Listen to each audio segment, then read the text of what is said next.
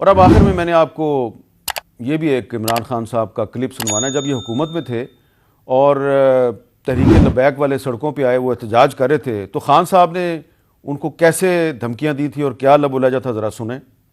کون سی حکومت چل سکتی ہے جدھر کوئی آدمی کھڑا ہو کے کہے کہ ججز کو بھی قتل کر دو اور کہے آرمی چیف کے خلاف بھی بغاوت کر دو، لوگوں کو بھی سڑکوں پہ نکالے، سڑکیں بھی بند کر دے.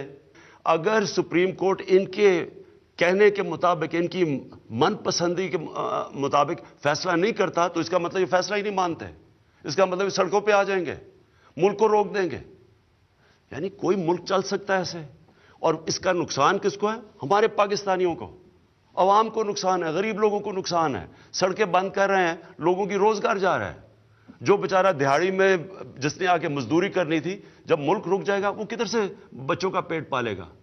یہ کوئی اسلام کی خدمت نہیں کر رہا ہے، یہ صرف اپنی ووٹ بینک بڑھا رہے ہیں. میں ان عناصر کو اپیل کرتا ہوں کہ ریاست سے نہ ٹکرانا.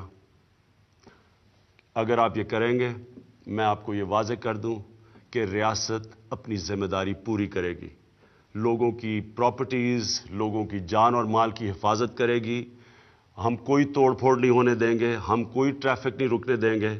میں آپ کو اپیل کرتا ہوں کہ ریاست کو ادھر تک نہ لے کے جائیں، وہ مجبور ہو جائیں ایکشن لینے کے لیے. اور آج کل عمران خان صاحب قوم کے نوجوانوں کو کہہ رہے ہیں کہ پلیز تم نے نیوٹرل نہیں ہونا ورنہ تمہاری آئندہ نسلیں پچھتائیں گی.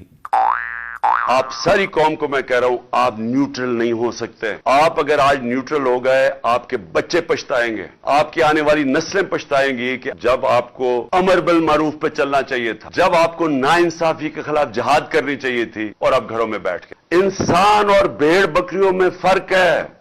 تو آج کل پاکستان کی سیاست میں یو ٹرنز بڑے ڈسکس ہو رہے ہیں. ہم نے عمران خان صاحب کے یو ٹرنز ڈسکس کیے اور کچھ دیگر جو ان کے سیاسی مخالفین ہیں ان کے بھی یو ٹرنز آپ کو دکھائے. ان کے ذرا کم تھے، عمران خان صاحب کے زیادہ تھے. اور میں نے وجہ آپ کو پہلے بتا دی تھی کہ عمران خان صاحب کے یو ٹرنز آج کل اس لیے اہم ہیں کہ وہ ریاست مدینہ کے علمبردار ہیں.